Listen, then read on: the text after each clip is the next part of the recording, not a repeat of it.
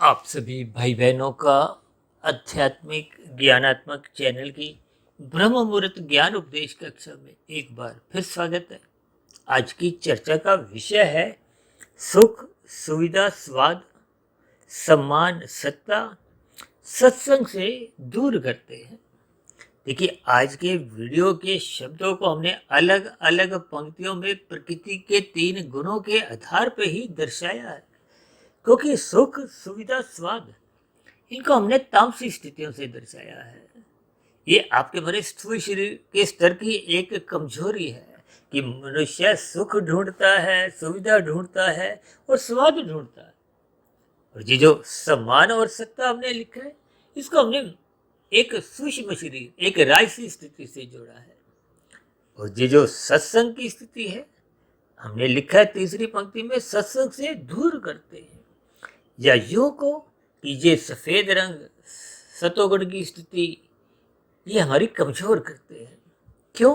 क्योंकि सुख, सुविधा, स्वाद तो स्थूल शरीर के स्तर पर भी रोग उत्पन्न करते हैं। क्योंकि जब जब भोग बिगड़ने लगते हैं, अमर्यादित होने लगते हैं, तो ये स्थूल शरीर के स्तर को विभिन्न प्रकार के रोग, आजकल तो आप देखते ही हो स्थूल शरीर के स्तर पर कितने ही रोग हैं। अस्पतालों की संख्या भी बढ़ती जा रही है। आजकल डॉक्टरों की भी देखिए, आप गली मोहल्ले में देखो, एक एक दो दो डॉक्टर हैं। और किसी भी बाजार में देखिए, एक दो 10 दुकानें नहीं, कितनी ही दुकानें आजकल दवाइयों की खुलती जा रही हैं। इसका अभिप्राय क्या है? ये किस स्थिति को संकेत करते हैं कि आपका हमारा तमोगुण बिगड़ता जा रहा है, आपका हमारा रजोगुण बिगड़ता जा रहा है। क्योंकि रोग देखिए स्थूल शरीर के स्तर पर अधिक दुखी करते हैं, और जब ये मन के स्तर पर एक पीड़ा देने लगते हैं, तो मनुष्य का जीवन कहो यूं ही बेकार चले जाता है। क्योंकि डॉक्टर आपका हमारा इलाज स्थूल शरीर के स्तर पे रोगों को तो कुछ हद तक ठीक करने में सफल भी हो जाते हैं, लेकिन मानसिक रोगों को मन बुद्धि के स्तर पर जो जो आपकी हमारी स्थितियां बिगड़ने लगती हैं, क्योंकि ये सूक्ष्म विषय है। डॉक्टर एक स्थूल शरीर का निरीक्षक है, वो उस कारण को कुछ हद तक ढूंढ लेता है, लेकिन मानसिक स्तर की स्थितियों को तो हम स्वयं ही ढूंढ नहीं पाते, तो फिर डॉक्टर तो उस स्थिति विशेष तक पहुंच नहीं पाता। देखिए, ये मैं कोई डॉक्टर की किसी प्रकार की कोई एक बोझ की स्थितियां, अपंगता की स्थितियां या उसकी कमजोरी की ओर दर्शा नहीं रहा, लेकिन ये शास्त्रों की सैद्धांतिक बातों को समझाने के दृष्टिकोण से एक उदाहरण रूप में, एक सापेक्ष दृष्टिकोण से बात की चर्चा रखना मेरा एक कर्तव्य बन जाता है। क्योंकि माया, माया के 3 गुण, इन सभी स्थितियों की एक अपने अपनी स्वभाव है। तमोगुण का अलग स्वभाव है, रजोगुण का अलग स्वभाव है, और सत्वगुण का अलग स्वभाव है। और शास्त्र तो बार बार आपको में संकेत देते हैं, इशारा करते हैं। गुरु तो बार बार अपने प्रवचनों में कहते रहते हैं, सत्संग करो, सत्संग करो। और हम भी अपनी चर्चाओं में, जो लगभग पिछले 5 वर्षों से अधिक समय से, ये लगभग 2400 से अधिक हो चुकी हैं, इन सभी 2400 वीडियो में हम बार बार जोर देकर कहते हैं। देखिए, सुबह तो हम ब्रह्म मुहूर्त ज्ञान उपदेश कक्षा में कुछ गंभीर विषय भी ले लेते हैं, लेकिन शाम की संध्या बेला ज्ञान कक्षा में तो कुछ हम सरल विषय, आपके बड़े संसारी विषयों को लेते हैं। राजनीतिक दलों को विशेष स्तर पर, सरकारी विभागों को विशेष स्तर पर, आपके हमारे जीवन की जो नौकरी पेशा की स्थितियां हैं, दुकानदारी व्यवसाय की स्थितियां हैं, यानी कि संसारी स्थितियों पर ही हम विशेष ध्यान देते हैं, ताकि एक साधारण मनुष्य को बात कुछ प्रकृति के 3 गुणों की समझ में आ जाए। क्योंकि शास्त्र तो बार बार कहते हैं, तमोगुण रजोगुण दोनों ही बंधनदायक है, जबकि सत्वगुण मुक्तिदायक है। मुक्ति का अभिप्राय है, देखिए बंधन में तो दुख ही दुख है, कोई ऐसा बंधन है जिसमें सुख होता हो? लेकिन फिर भी संसार की एक उछल कूद में मनुष्य खुश रहता है। और कोई भी सुख, देखिए जब कोई खुश रहता है, उस स्थिति विशेष को ही हम अपने जीवन का लक्ष्य बना लेते हैं। लेकिन उसी खुश रहने वाले व्यक्ति के जीवन में जब दुख आते हैं, उन दुखों की हम उपेक्षा कर जाते हैं। यानी कि आपके हमारे सभी मनुष्यों के जीवन में सुख दुख आते रहते हैं। ये कर्मों के आधार की एक बनने वाली स्थितियां हैं, जिसको अक्सर हम कर्मफल सिद्धांत के अंतर्गत विभिन्न दृष्टिकोण पे उस पर चर्चाएं रखते हैं। लेकिन मनुष्य उन दुखों को एक प्रत्यक्ष उन पर कुछ चिंतन नहीं करता। देखिए, आप ऐसे कितने ही हीरो हीरोइन की स्थितियां देखोगे जिनकी युवावस्था में तूती बोलती थी, लेकिन वृद्धावस्था की स्थितियों को आप और हम कोई उस पर विशेष ध्यान नहीं देते कि वृद्धावस्था में उन हीरो हीरोइन की क्या स्थितियां बनती हैं। इसी तरह राजनीतिक दलों में भी कोई चाहे प्रधानमंत्री हो, राष्ट्रपति हो, राज्यपाल हो, एक मुख्यमंत्री हो, इसी तरह औद्योगिक घरानों में भी देखिए कोई बहुत बड़े से बड़ा एक औद्योगिक घराने का एक मालिक भी हो, हर रोज की करोड़ों की आय भी हो। देखिए, आप और हम तो सारी उम्र करोड़ कमाने में भी जीवन बिता देते हैं, और ऐसे कितने ही मनुष्य हैं जो प्रतिदिन ही 10, 20, 100 करोड़ नहीं, उससे भी अधिक कमा लेते हैं। लेकिन खाने की तो आपके हमारे स्टोर शरीर की कुछ एक स्थितियां हैं। आप नाश्ते में देखिए 1 परोठा, 2 परोठा, 3 परोठा, एक सीमाएं हैं।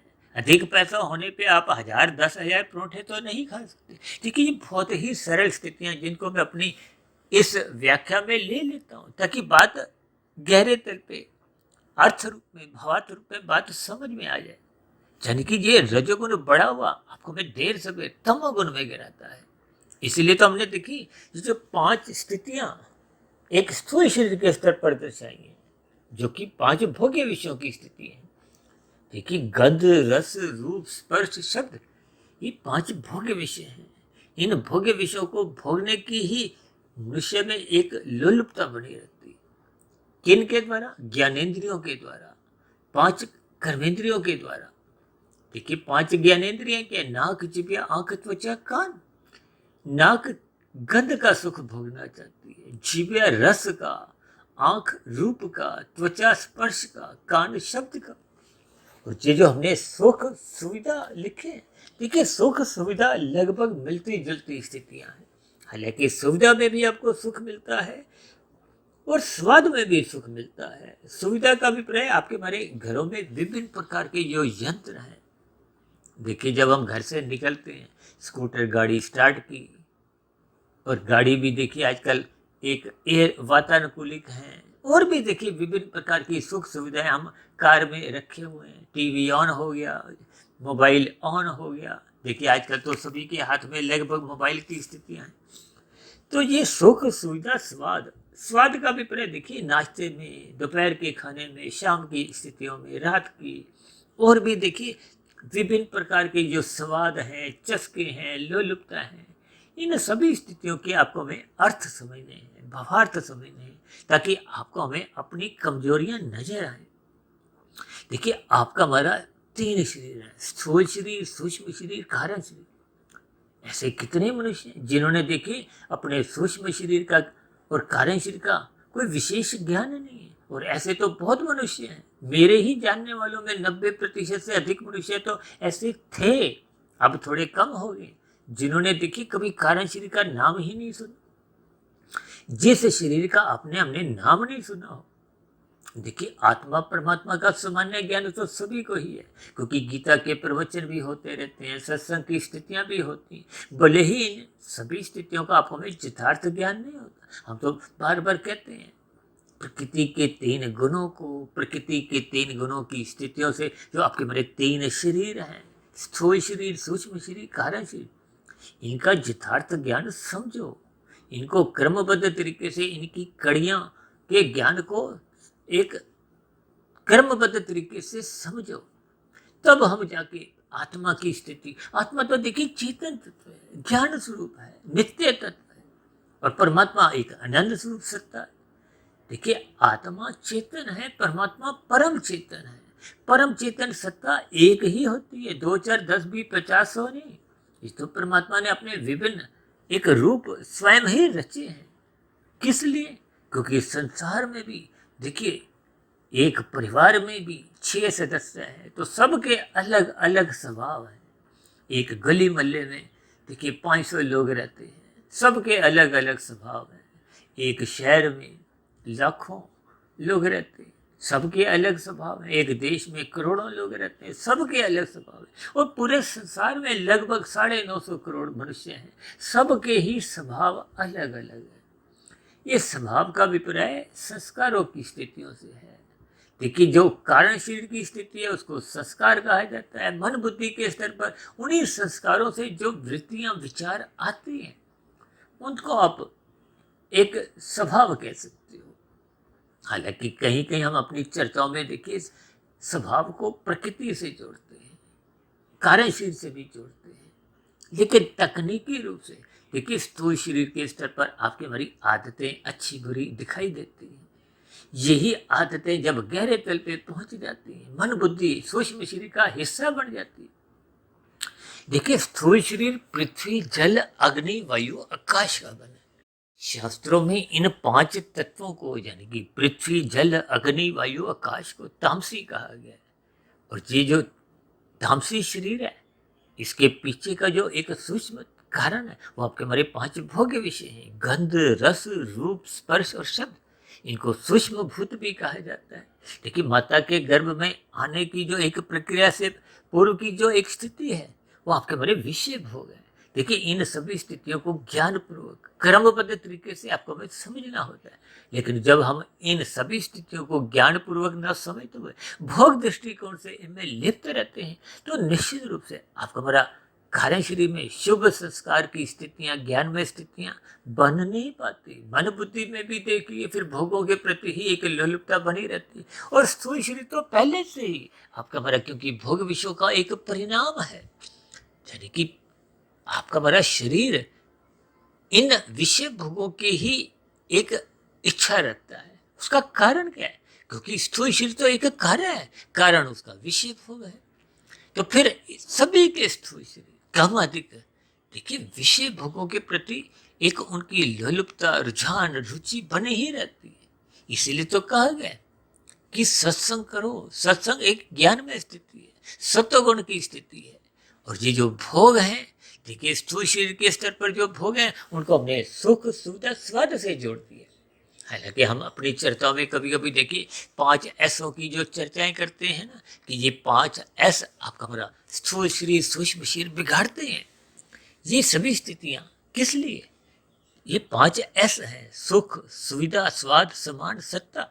और इसी तरह मन बुद्धि शुद्ध करने के लिए, कार्य शरीर शुद्ध करने के लिए, आत्मा की एक ज्ञानमय स्थिति में लौटने के लिए हम बार बार कहते रहते हैं सेवा सत्संग स्वाध्याय करो। ये सेवा भी एस से है, सत्संग जिसको आज हमने अपने वीडियो का नाम भी साथ में रखा है, और स्वाध्याय, ये सभी देखिए सात्विक स्थिति है। इसलिए तो हम देखिए सत्संग से संबंधित स्थितियों को या ज्ञानमय स्थितियों से या जुड़ने के संकेतों को सफेद रंग से दर्शाते हैं। क्योंकि शास्त्र कहते हैं तमोगुण की निंदा करो, इसलिए हम काले रंग से दर्शाते हैं। जैसे आसुरी प्रवृत्तियों को काले रंग से दर्शाया जाता है। आपने रामलीला देखी होगी, रामलीला में रावण की सेना को या रावण की संबंधित स्थितियों को काले रंग से दर्शाया जाता है। एक बुराई का प्रतीक है। काला रंग अज्ञानता की स्थिति है, अंधकार की स्थितियां हैं। इसलिए तो बार बार कहते हैं इससे बचो। ये जो रंगीन स्थिति है ये संसारी विषय भोगों की स्थितियां हैं। संसार का जो एक स्थितियां हैं, आकर्षण है, इनको हम रंगीन रंग से दर्शाते हैं। इसलिए हमने समान सत्ता, क्योंकि मन बुद्धि में सभी को ही स्थूल शरीर के स्तर पर एक सम्मान पाने की इच्छा होती है। सत्ता का अभिप्राय देखिए विभिन्न अर्थों में लिया जाता है। सभी मनुष्य अपना बोलबाला चाहते हैं, अपने नाम की चर्चा चाहते हैं। ये सभी स्थितियां देखिए सत्ता के अंतर्गत आ जाती है। लेकिन हम कभी कभी कुछ स्थितियों को शब्दों द्वारा एक सरल स्थितियां समझाने के दृष्टिकोण से भी कुछ शब्दों का हम चयन कर लेते हैं, ताकि बात आपको भी कहीं चुभ जाए, कहीं मन में टिक जाए, ताकि आपका हमारा परमात्मा के प्रति, सत्संग के प्रति जिज्ञासा उत्पन्न हो। देखिए एक सरल स्थितियों में कभी कभी रुचि बनती है जब मनुष्य के जीवन में कुछ दुख आते हैं। जैसे शास्त्रों में 4 भक्त कहे गए, आर्थ, अर्थार्थी, जिज्ञासु और ज्ञानी। ज्ञानी को ही प्रेमी भक्त भी कहा जाता है। देखिए आर्थ भक्त को तो तामसी स्थिति, यानी कि किसी के भी जीवन में, चाहे वो नास्तिक से नास्तिक भी हो, बड़े से बड़ा, कहीं भी वो परमात्मा को नहीं भी मानता हो, लेकिन कभी कभी कुछ दुखों की श्रृंखला जीवन में ऐसी आती है कि मनुष्य को हिला देती है, तोड़ देती है, गिरा देती है। और मनुष्य सहज ही एक सत्ता के प्रति, उस सत्ता का ही नाम देखिए परमात्मा है। और परमात्मा कोई ऐसा नहीं कि केवल सात्विक मनुष्यों के लिए ही दरवाजे खोलते हैं, राजसी मनुष्यों के लिए दरवाजे कभी कभी खोलते हैं और तामसिक मनुष्यों के लिए दरवाजे बंद कर देते हैं। गीता में तो स्पष्ट शब्दों में कहा गया, जब कोई बड़े से बड़ा एक पापी दुरात्मा भी परमात्मा के मार्ग पर चलता है, वो उसी क्षण उसको आप धर्मात्मा समझो। देखिए, ये सभी स्थितियां परमात्मा ने बहुत ही क्रमबद्ध तरीके से गीता के अलग अलग अध्याय में समझाई है। और जो प्रकृति के 3 गुणों की स्थितियां जिनकी हम प्रतिदिन ही चर्चाएं करते हैं, सुबह शाम, तमोगुण रजोगुण सतोगुण, तमोगुण से अच्छा रजोगुण, रजोगुण से अच्छा सतोगुण, इसको ही हम 10 गुणों से भी सपेश दृष्टिकोण से बताते हैं कि तमोगुण 1, रजोगुण 10, सतोगुण 100। और परमात्मा को कहीं कहीं हमने 1000 से भी जोड़ा है। लेकिन ये सूत्र हमने तकरीबन 20, 22, 25 वर्ष परमात्मा की प्रेरणा से, गुरुओं के आशीर्वाद से कुछ बन गया। जिन दिनों 1000 का नोट प्रचलन में था, फिर 1000 का नोट भी बंद हो गया, 2000 का नोट आ गया, तो हम 2000 की स्थितियों से समझाने लगे। और अब तो 2000 का नोट भी बंद कर दिया गया, अब 500 का ही नोट है। लेकिन सूत्र अपनी महत्ता आज भी बनाए हुए। ये 10 गुना की स्थितियों का अभिप्राय क्या है? देखिए, तमोगुण, रजोगुण 1 और 10 ये पास पास है, क्योंकि शास्त्रों में परमात्मा को सच्चिदानंद कहा गया। सच्चिदानंद का अभिप्राय क्या है? कि परमात्मा एक अनंत स्वरूप सत्ता है। परमात्मा ने अपने जो विभिन्न स्वरूप इसलिए रखे ताकि सभी के सभी मनुष्यों को परमात्मा से जुड़ना आसान हो, क्योंकि मनुष्य अपने स्वभाव के अनुसार ही किसी न किसी सत्ता से जुड़ता है। इसलिए आप किसी भी सत्ता से जुड़ो, राम से जुड़ो, कृष्ण जी से जुड़ो, साईं बाबा से जुड़ो, गुरु नानक देव जी से जुड़ो, चाहे किसी भी सत्ता से आप जुड़ो, लेकिन उस सत्ता से जुड़ो। ये सत्ता से जुड़ने से ही आपका हमारा धर्म मजबूत होता है। ये जो लोग धर्म को देव की विभिन्न प्रकार की पूजा पाठ, धर्म के एक संप्रदाय की स्थितियों से जोड़ देते हैं, वो तो एक अलग स्थिति है। उनका इस देश की धर्म से उतना एक विशेष आशय नहीं है। धर्म का अभिप्राय मूलभूत रूप से धारण करने की उस स्थिति से है जिससे हम स्वयं भी सुखी हों, दूसरे मनुष्य भी सुखी हों, प्रकृति के अन्य जीव, चाहे वो पक्षी हो, पशु हो, कीड़े मकोड़े हो, वो भी सुखी हो। ये वनस्पति जो कि एक वातावरण का मूल आधार है कि पृथ्वी, जल, अग्नि, वायु, आकाश, इनकी अलग अलग स्थितियां जब शुद्ध रहती हैं तो फिर वातावरण में शुद्धिकरण। आज का तो देखिए प्रदूषण की स्थिति है। उस प्रदूषण का कारण देखिए कोई कुत्ता बिल्ली नहीं है, कोई कबूतर चिड़िया नहीं है, उसका कारण आप और हम हैं। आपके बड़े बिगड़े हुए भोग हैं। आपके बड़े बिगड़े हुए भोग का मतलब आपका बड़ा रजोगुण अमर्यादित हो गया। और ये जो मादक पदार्थों का जो आजकल सेवन बढ़ता जा रहा है, ये तामसी स्थिति है।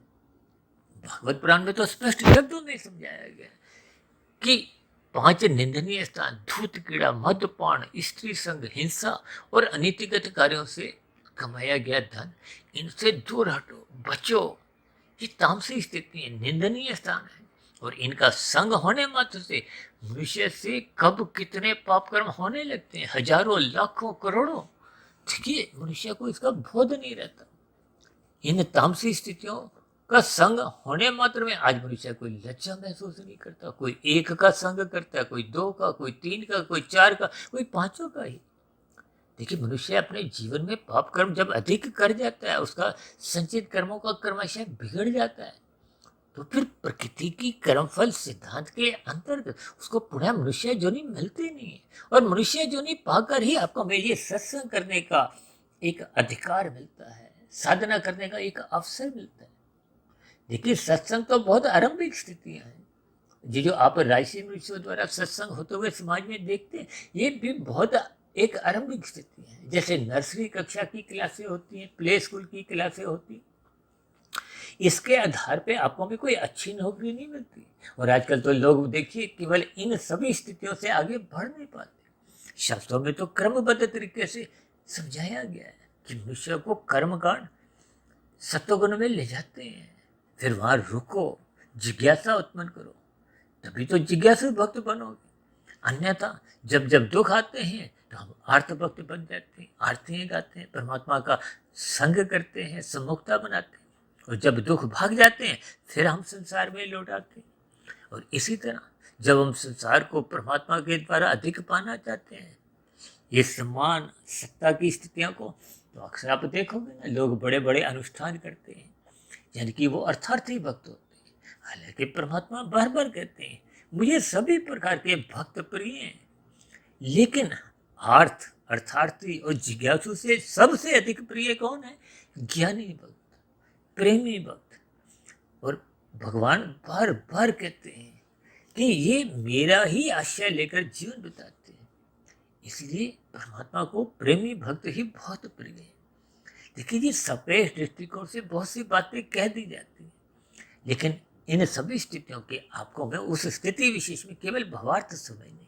अन्यथा जब हम शब्दों पे ही रुक जाते हैं, अटक जाते हैं, तो फिर आपके हमारी आगे की यात्रा बढ़ नहीं पाती। यानी कि शब्दों से आगे की यात्रा क्या है? अर्थ। अर्थों से भी आगे की यात्रा क्या है? भावार्थ की। और भावार्थ में ही देखिए मूल ज्ञान छिपा हुआ है। यानी कि स्थूल शरीर के स्तर पर हम शब्दों पे सुनने में, पढ़ने में, ये सभी शाब्दिक स्थितियां हैं। फिर मन बुद्धि के स्तर पर उस पर चिंतन करो, उस पर सोचो, अनुमान लगाओ, किस शब्द का क्या अर्थ है, वो शब्द आपको क्या ज्ञान देना चाहता है। ये चिंतन मनन की स्थिति है। और चिंतन मनन की स्थितियां ही जब बहुत गहरे तल पे निरंतर बनी रहती हैं, तो फिर वो एक शोध का रूप धारण कर लेती है। अब शोध का मतलब क्या है? देखिए, जब हम श्रद्धापूर्वक सत्संग शाब्दिक ज्ञान लेते हैं, वो 1% की सफलता है। और दूसरी बात, बेमन से किए गए राशि ऋषियों द्वारा सत्संग की भी कोई शास्त्रों में निंदा नहीं है। देखिए, आरंभिक स्तर पर तो बच्चे नर्सरी कक्षा में, प्ले स्कूल में रोते धोते जाते ही हैं। तभी तो बच्चों को देखिए पहली, दूसरी, तीसरी, चौथी, पांचवी कक्षा में लगभग सामान्य स्थितियों पे ही आगे उत्तीर्ण कर दिया जाता है। लेकिन आगे की कक्षाओं में जैसे जैसे आपकी योग्यता होती है, उसके आधार पे आपको आगे कक्षा में भेजा जाता है, फिर अंकों के आधार पे। तो फिर जैसे जैसे ऊंची कक्षाएं आती हैं, आपका हमारा रोना धोना बंद हो जाता है। तो ये सभी स्थितियां, यानी कि राजसी स्थितियों से जब हम सात्विक बन जाते हैं, जिज्ञासु बन जाते हैं, तो फिर आपको हमें परमात्मा को जानने की विभिन्न जिज्ञासाएं होती हैं, मन में विभिन्न प्रकार के प्रश्न उठते हैं। अक्सर हम वीडियो के अंत में बार बार कहते रहते हैं, वीडियो संबंधित आपके मन में कोई प्रश्न हो तो आप अपने प्रश्नों को नीचे कमेंट्स बॉक्स पर लिखो, ताकि जिज्ञासु भक्त की आगे की यात्रा ज्ञानी प्रेमी भक्त की स्थिति में वो पहुंचे। देखिए, इन सभी स्थितियों को, जो आरंभिक स्थिति हैं, देखिए यदि हम सुख सुविधा स्वाद यानी कि तामसी राशि स्थितियों में समान सत्ता में ही खोए रहते हैं, ये समान सत्ता भी देखिए स्थूल शरीर के स्तर तक ही रहती है। अब क्योंकि स्थूल शरीर की तो मृत्यु निश्चित है, ये आपका हमारा अनुभव है। आपके हमारे परिवार में, रिश्तेदारों में कितनी ही मृत्युओं का हम संग कर चुके हैं, देख चुके हैं। एक दिन आपकी हमारी भी मृत्यु हो जाएगी, लेकिन मृत्यु से पूर्व हम जैसी जैसी स्थितियां अपने कारण शरीर की बना लेते हैं। देखिए, स्थूल शरीर के स्तर पर हम जैसे जैसे कर्म करते हैं, अच्छे बुरे, अच्छे कर्मों का अभिप्राय क्या है? जिनको शास्त्र अनुमति देते हैं, विधि विधान द्वारा विहित कर्म।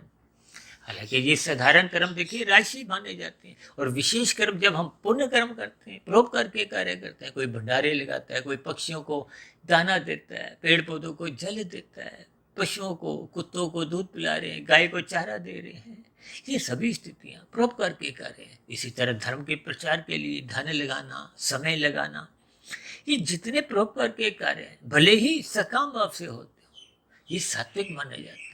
ये रजोगुण से भी और अच्छे हैं।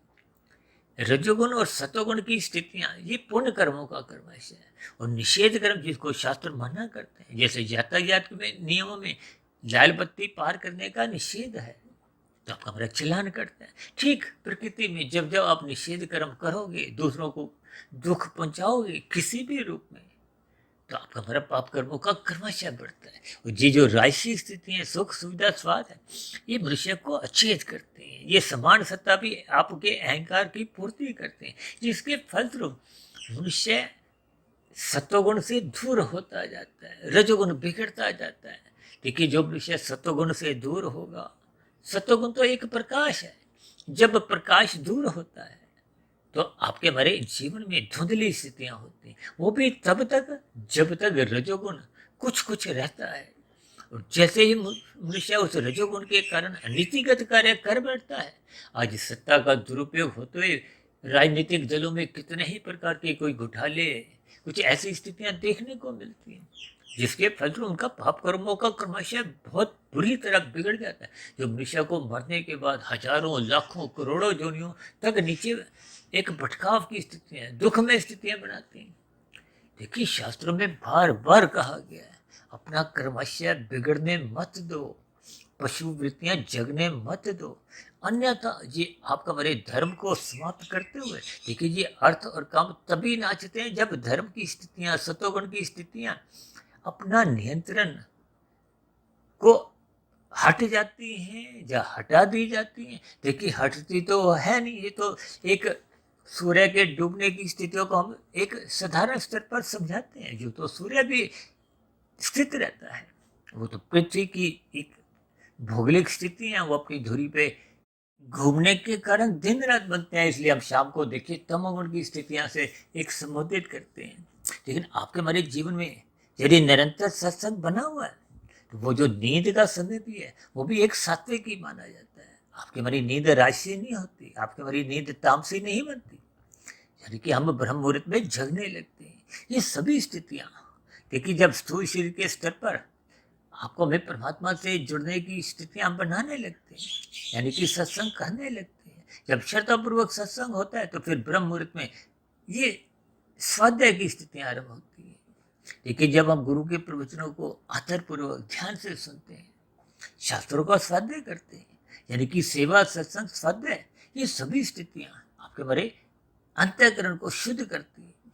देखिए स्थूल शरीर के स्तर पर श्रद्धापूर्वक सत्संग होने से ही आपका हमारा 1% की सफलता मानी जाती है। जब इस पर चिंतन मनन की स्थितियां ब्रह्म मुहूर्त में बनने लगती हैं, तो वो 10% की सफलता है। और जब उनमें शोध की स्थितियां, गहरे तल की स्थितियां 10 से 12, 15, 20, 30, 40, यानी कि जब ये कारण शरीर में धीरे धीरे पहुंचने लगती हैं, तो वहाँ शुभ संस्कार बनते हैं।